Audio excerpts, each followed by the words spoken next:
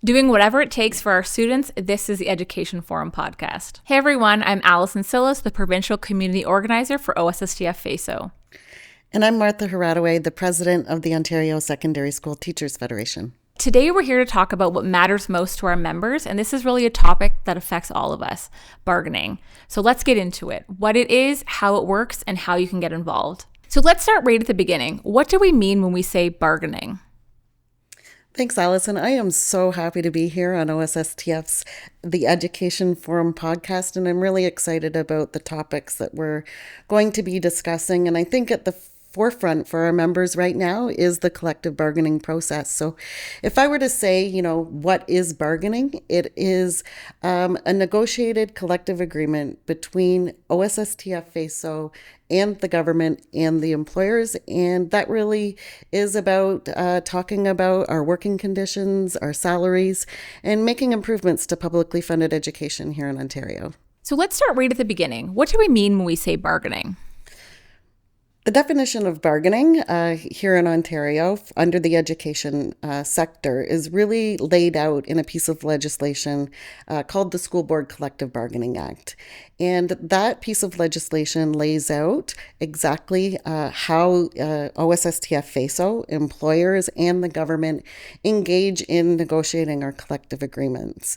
And when we talk about what do we negotiate in our collective agreements, it really is the working conditions for our members, as well as the learning conditions for our students in their classrooms. And so why is bargaining really a central part of what OSSTF FEESO does?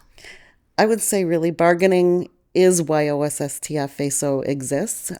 Members trust our union to negotiate terms and conditions, including salary and their working conditions. And we try and do our best to certainly protect what members had negotiated or what previous rounds of bargaining had achieved for us, but also to make improvements on that. And so for members who haven't been through a round of bargaining yet, what is the big picture? The big picture is really that members are the center of the bargaining process. From the beginning to the end, members are an integral piece in identifying the issues that are important to them and allowing OSSTF FEESO to negotiate on their behalf and setting the direction all the way along. And so when do we actually go into bargaining, and what does that look like? As I said earlier, the School Board Collective Bargaining Act lays out when we start bargaining, and it is clearly defined when we can serve notice to bargain. So there are some options in the School Board Collective Bargaining Act when that can happen. It can be a mutual agreement between the parties, OSSTF FEESO, the employers, and the government to start at any time. Or the government can write a regulation to start negotiations at any time. But in past rounds, when negotiations have traditionally started for OSSTF, and the earliest that we can serve notice to bargain is 90 days before the expiration of the collective agreement. And for those listeners who don't know, our collective agreements expire August 31st, 2026. So sometime in June will be the earliest that we can serve notice to bargain, unless those other things, as I mentioned, happen earlier. And so what kind of preparation is happening before these talks even begin? Well, the first piece is we have to find out what it is that our members want to see in the round of bargaining. So you would have, if you're a member of OSSTF, you would have received our bargaining survey back in October. I'm incredibly proud of the engagement that our members took upon themselves to participate in the bargaining survey. We had over 26,000 survey respondents. And so we're going to take those results and we're going to dive into them and find out what issues are important to our members.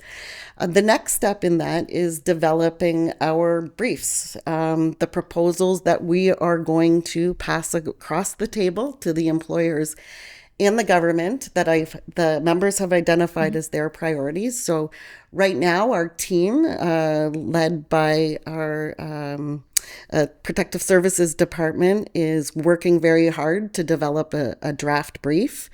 Those draft briefs will go to presidents and chief negotiators, where they will be able to provide input and advice to the proposals that we're going to share with the government.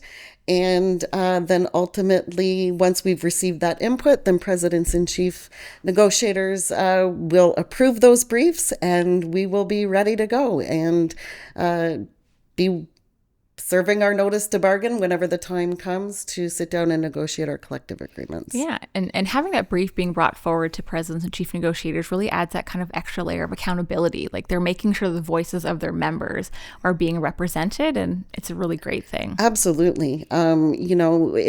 What happens in Windsor, it may be different than the circumstances that happen in Ottawa or Kenora. So when we have presidents and chief negotiators who are able to come and talk about the unique needs of their members in their local communities, it really does strengthen, the voice of our members from across the entire province. So now that we kind of know the bargaining process, I want to talk a little bit about like who is actually involved in bargaining. Well, if I could draw a picture for people about what it's like to be involved in the central bargaining process.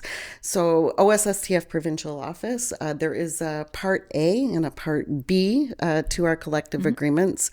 The central bargaining process looks something like this. There's a big, long boardroom table, and across the other side is representatives from the employers, school boards from all across the province, select representatives to sit across the table from OSSTF FEESO.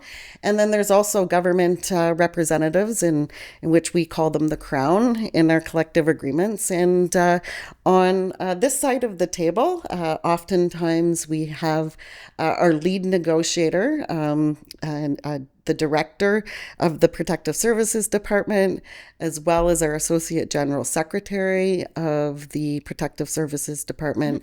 They are the spokespeople for OSSTF, but then oftentimes we will also have other professional negotiators that we have on staff. And usually one of our vice presidents on our provincial executive, one vice president will serve on the occasional teacher table, and then another vice president will sit at the education worker table. So that's really what it looks like. So OSSTF's on one side of the board table, and then management and the Crown are on the other side. It's just how we would see it in the movies, pretty much. Absolutely. Right? That's exactly how it would work. Yeah. So how does the central table actually differ from the local tables? That's a great question. And oftentimes it does get a bit confusing for people because the School Board Collective Bargaining Act is a somewhat relatively new process here in Ontario. I would say it's, a little over 10 years old. So at the central table, provincial OSSTF and the Crown and the employers come to the table and talk about anything monetary. So if it is with respect to salary increases, benefit funding, class size protections, those types of things. So anything that costs money is negotiated at the central level. Simultaneously, should be simultaneous, negotiations are happening at the local table. So your local presidents and your local chief negotiators and your local executives, the people that you talk to every single day, also sit down with your local school board and management on one side, the union on the other, and they talk about the issues that impact your local community and your local collective agreements that don't have a monetary attachment to it. So it's really important in OSSTF that local bargaining is maintained and protected here. Because, like I said earlier, what happens in Windsor is different than Yeah. what happens in Ottawa, different than the GTA. So it's a really important piece that is part of the process, and where you're able to talk about those unique circumstances with your employer locally.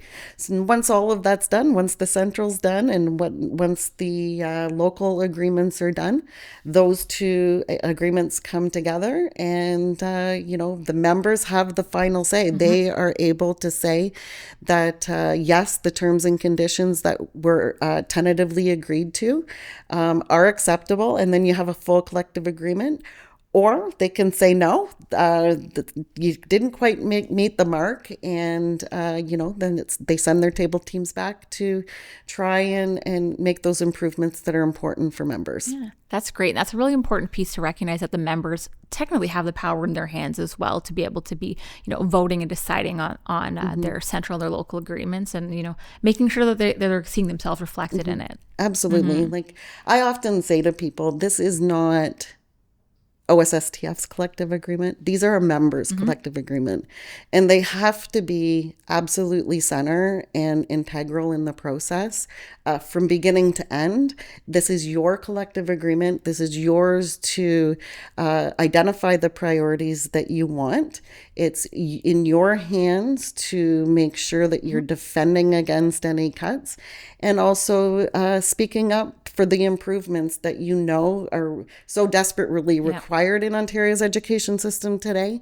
And so members are the reason why OSSTF exists, and it's their collective agreement. So I find it incredibly key for me and for our provincial executive that they are centered throughout this entire process. No, absolutely. That's so important. And so you mentioned that members really help shape the priorities going forward. And so let's maybe talk about that a little bit. And so why is it important for members to be speaking up throughout this process? Every issue that we bring forward starts with members saying things that matter to them. And so what I would say to members is it is in your hands.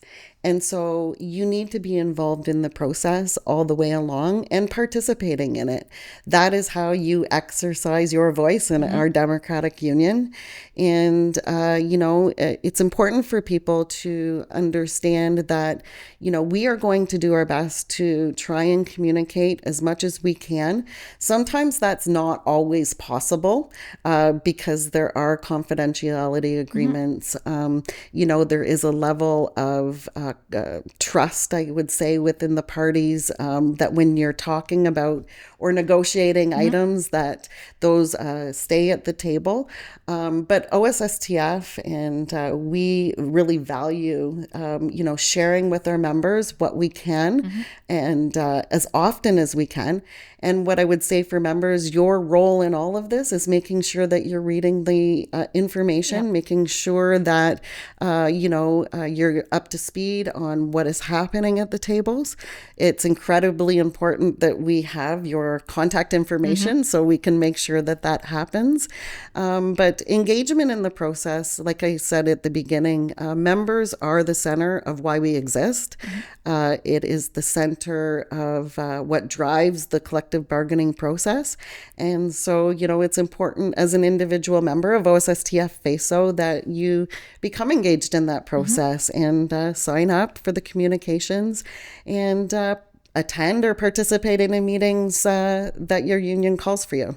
Yeah, and I would say that would go for all of our members, whether they're new to the profession or they consider themselves like a veteran to this. It's so important to be speaking up and getting engaged with the bargaining process. Absolutely. Every single one of our members is important. Every role that they play in contributing to the publicly funded education system is important. OSSTF FEESO is, I believe, one of the best unions in the province. I am president, and I honestly do believe that because we are positioned, we represent members from early learning all the way working in Ontario universities. We represent first, 40,000 public high school teachers in Ontario, but we also have 20,000 education support staff. And so, that really is the backbone of how a school runs, from the custodian, educational assistant, social worker, child and youth worker, secretary, and also, our members that work in the university sector. So, as I said, OSSTF is uniquely positioned to bring voice to the full service educational team. And I'm really proud of our union.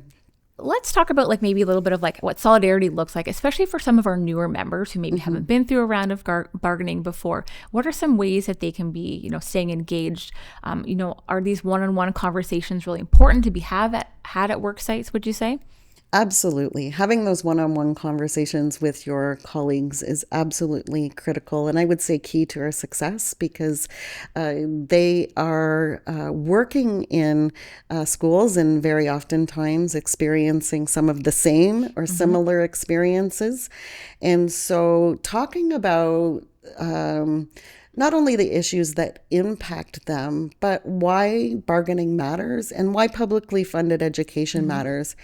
And, it doesn't have to be contained to the conversations with your colleagues. I think even more important, it's important that they have those conversations with people outside of the education system, whether it's either family members or your neighbors, because not everybody has a stake or an interest in public education. So it's important to talk to them about, what's happening in publicly funded education today. As I had said earlier, this government, since they took office in 2017, has underfunded the system by some $6.3 billion. And our students' learning conditions are really being impacted by that. And while everybody has gone to school at some point, it's not the same when I was in school. And it's certainly not the same even 10 years ago because of this underfunding. So those conversations, and I would say the supports that are needed for our students, is really critical for new members to have with one another and with the community. Absolutely. I think an important thing to note too, we've had this when we've gone through other rounds of bargaining as well too.